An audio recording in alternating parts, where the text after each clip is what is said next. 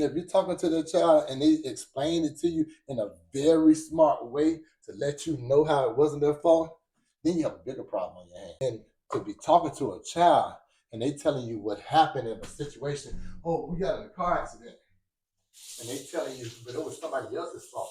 But then go back and evaluate all of the other situations that they were in when they was a little kid. If it's always been somebody else's fault, 9 times out of 10 it's their fault.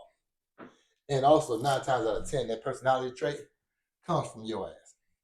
So as parents, we got to do better as a whole because we wanna put the blame somewhere else.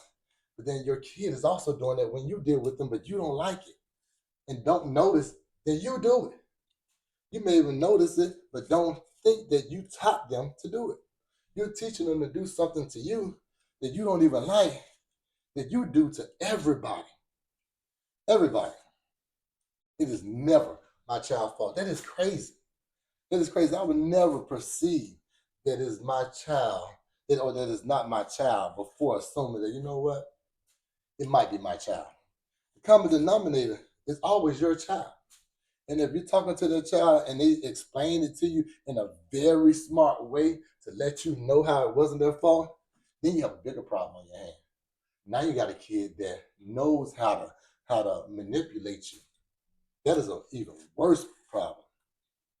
Even worse.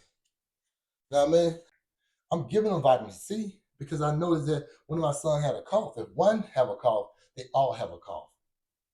If one son I need to talk to about getting right on something, I'm talking to all of them about it because all of them had that problem. They may not have shown it, but they all had that problem. Just like if I'm dealing with athletes that have a hamstring issue, if one of them have a hamstring issue, we're all going to do some hamstring rehab stuff to make sure that we don't have to do that we're not forced to do it. So I'm going to start doing it now because it could be internal bleeding that I just don't see with them. What I mean by internal bleeding, it can be internal problems that I don't see that my other athletes are going through, and the internal problems that my kids are going through that I don't see. I'm not waiting. I'm being proactive. As a parent, we must be proactive. As a parent, we must be proactive.